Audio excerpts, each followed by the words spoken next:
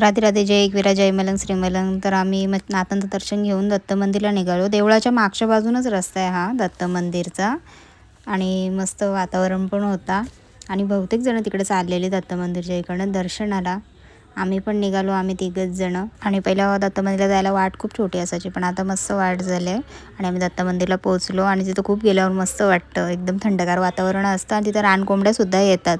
आणि तिथे लाईट पण नसते. त्याच्यानंतर मग आम्ही दर्शन वगैरे घेतला. परमपूज्य श्री चैतन्य शिवगिरी महाराज यांनी प्रथम तिथे पूजन वगैरे केलेलं आहे आणि तिथे ब्राह्मणसुद्धा ते असतात. आणि दत्त जयंतीला आम्ही दरवर्षी माझ्या लग्नाच्या आधी आम्ही सकाळी आधी पहिले वरती जायचो दर्शनाला, नंतर आमच्या गावात दत्ताचं देऊळ आहे तिथं आम्ही दर्शन करायचो. आणि मी तिथं कळ्या वगैरे होत्या त्या तोडत होती आणि खूप म्हणजे असं जुनी आठवण आली तिथे गेल्यानंतर. आणि त्याच्यानंतर मग आम्ही बगीच्यात गेलो. तिकडनंच पुढनंच रस्ता आहे बगीच्यात जायला. एकदम पूर्ण डोंगराची अशी मस्त नाथांची प्रदक्षिणा होते देवळाची तिकडनं पुढनं.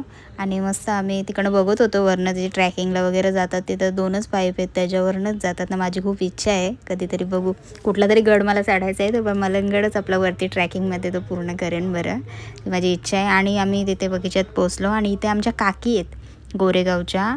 त्या गोरेगाववरून 2002ला त्या इथं आलेल्या त्यावेळेस येऊन इथं घर आहे ना, इथं मोठी अशी दगड होती. आमच्या काकी आहेत तर त्या दगडाच्या खाली काकी त्या गुफेमध्ये जेवण वगैरे करायच्या. त्यानंतर तेवढी ती दगड हे करून इथे असं घर वगैरे बांधला त्यांनी. आणि शंकराचं सुद्धा महादेवांचं मंदिर होती, पण छोटी पिंड होती. गणपतीची पण अशी दगडाच्या याची मूर्ती होती, तर त्याही ते देऊळ हे करून नवीन स्थापना केली. जेव्हा छोटासा मस्त असं देऊळ वगैरे बांधला तेवढ्या गोरेगाववरनं येऊन त्यांनी. आणि आम्हाला नाश्ता पण केला काकींनी, उपमा बनवलेला. काकी 15 दिवस झाले इथंच आहेत. आणि हा दादा बोलतो तुझे मी ब्लॉग बघतो, बोलतो गोरेगावचा आहे. डोंगराच्या आकारात पण गणपती बाप्पा दर्शन होतं. आणि काकी गोरेगाव मुंबई साईड तिकडनं आले आहेत. त्यांनी ज्यावेळेस 2002ला काका डायरेक्ट इकडे आलेले, जेव्हा त्याही सगळं कोणाचा नाही पैसा पाणी काय घेता सगळा त्यांनी तो स्वतःच्या याच्यावर सगळं इकडे केला आहे. आणि आमची फक्त ओळख झाली, पण आम्हाला एकदम मुलाबाळांसारखं असं प्रेम जीव लावतात, भरपूर करतात आमच्यासाठी.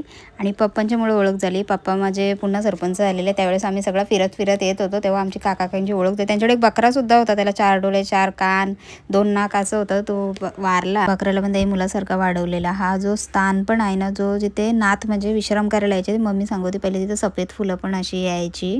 मला तेवढा काही माहीत नाही, पण मी गडावर गेल्यावर गडावर म्हणजे मी माहेरी गेल्यानंतर मलंगडला मी वरती दर्शनाला जातेच.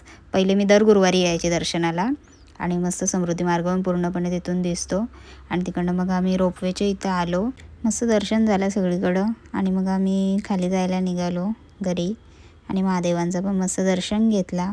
चला मग, राधे राधे.